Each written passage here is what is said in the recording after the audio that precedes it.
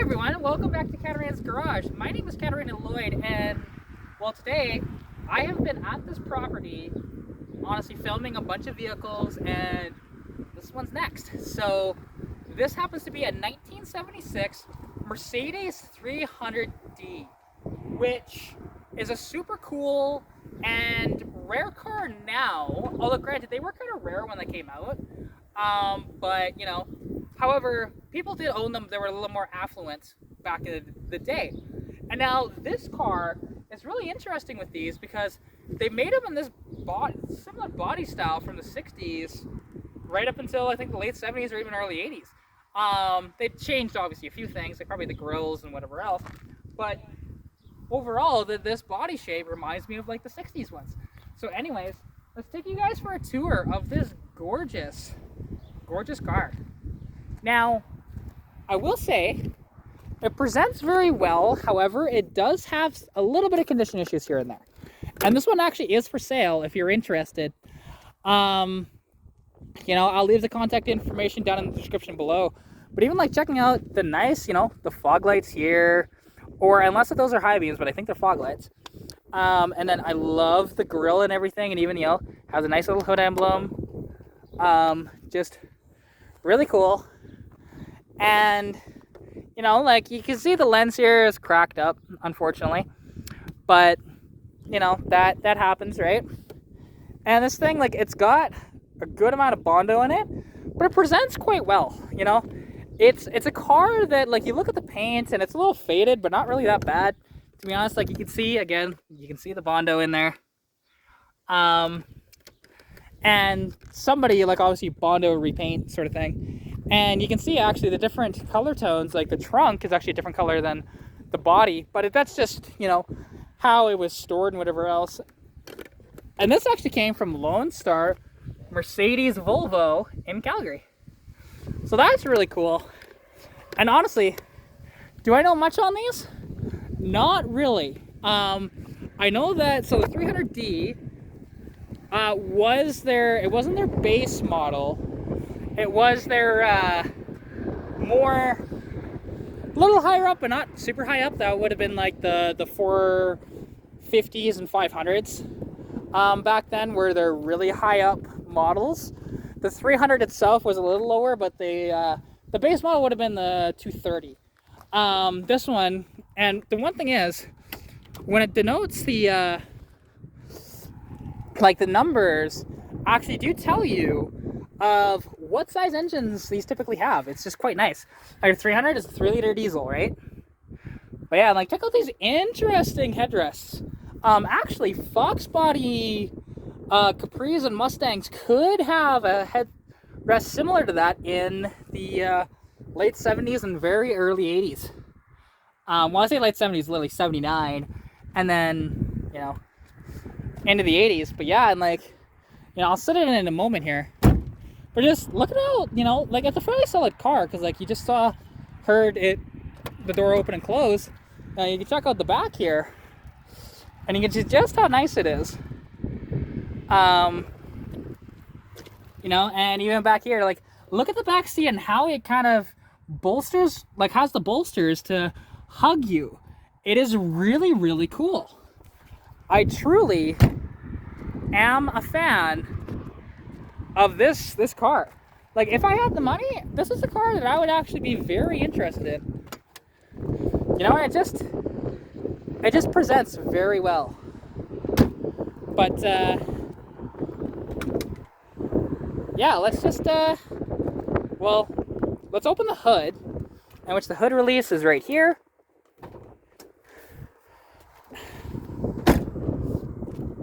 And let's check out under the hood here.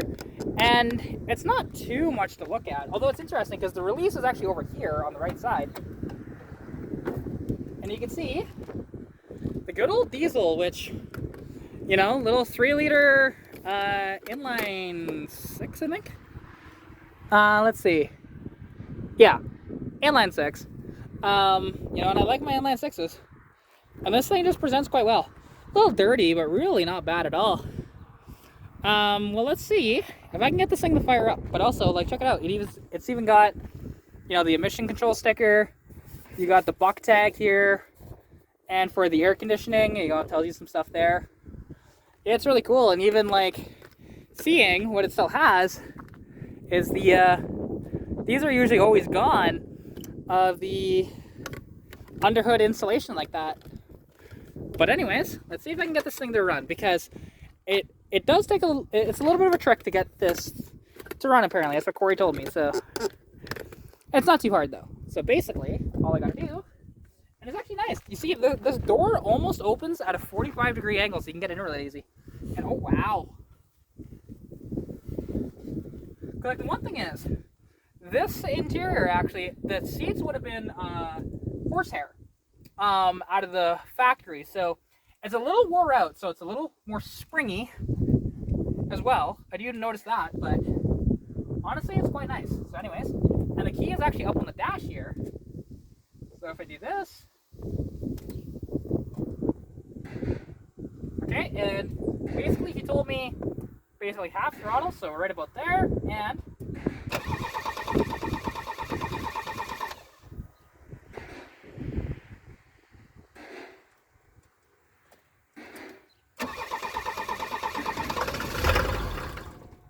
come on, it's a little bit of a pain.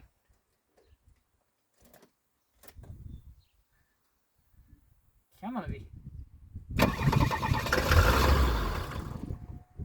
Wow, it's being quite a pain in the ass.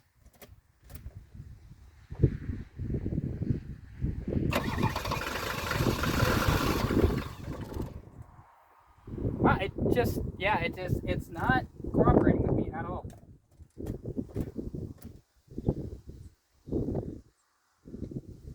Okay, I'll also wait for the glow light too. It is lit. It should go down, but it's not. So that's about half throttle there.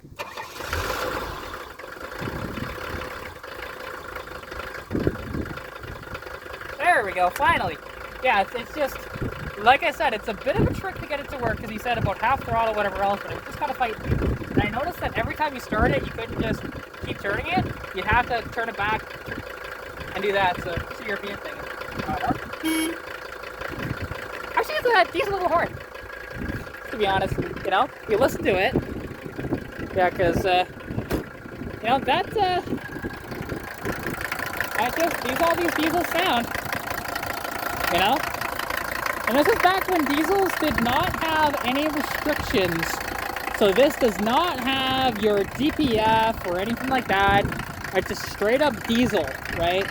You know, none of that stupid stuff that basically all it does is just ruin the engines.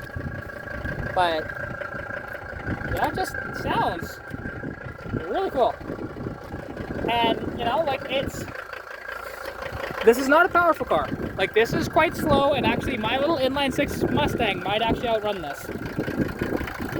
But yeah, overall, just a very, very cool little Mercedes. Like I said, I'm a big fan of this, and this is something this is a cheap little collectible, to be honest, to where you could drive this every day and not really worry about it and get good gas mileage in the process. Like, this probably gets 30, 40 miles to the gallon, to be honest. I would not doubt it. So,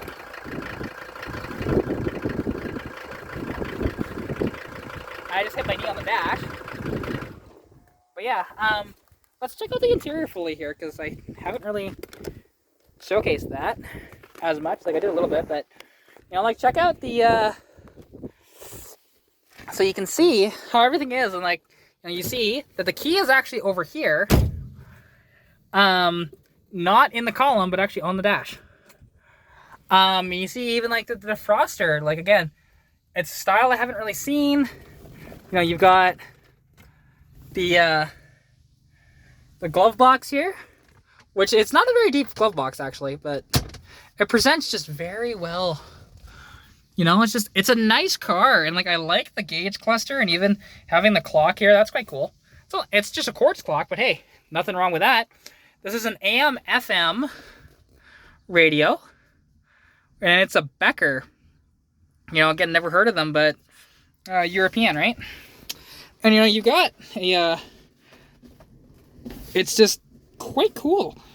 And oh, okay, so and you got a armrest that, so it either stays like this or it should be able to be held up in some way, I would think. But you know, just very cool.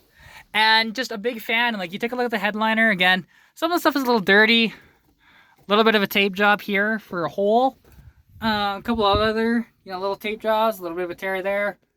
You know, so like the headliner could be redone, but really, this is the car. Like, you could fully restore this car. But honestly, I think I would just leave it as is and just drive it. You know, maybe get rid of some of the Bondo and just make it a little nicer that way. But other than that, yeah, it's quite cool, and it's interesting, like the hazard lights are way down here. That's an interesting placement for them. Because usually they're either like, on newer cars, they're typically like right up on the dash here somewhere, or on older cars, they'd be like on the column or somewhere over here. But this actually is way down here. That's interesting. You know? And even your ashtray actually, you know, looks pretty good.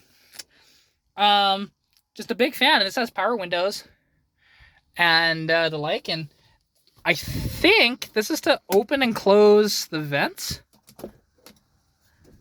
I think so. That is just really, really cool. And honestly, like I love the, you know, out of all the vehicles on the property, like I like that Civic, but I really love this. This is just fun. And, you know, like if I had the money, it's not that expensive. I think he was asking like somewhere around $3,000. For this, but it's actually in really phenomenal shape. And like I said, this one is for sale. And you see all the stickers still here, and the, you know, the tag there. Nothing here, but yeah, just, you know, could use a good detailing. And, you know, other than that, really, you can just get it and drive it.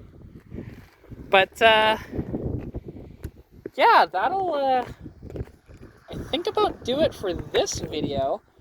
Like I said, it's just cool, and I'm a big fan of this, but I don't really know what more to say about it, because yeah, like I said, I don't know a ton on these. I don't know power numbers or anything, but I know that I like it, and I know that a lot of other people like these as well.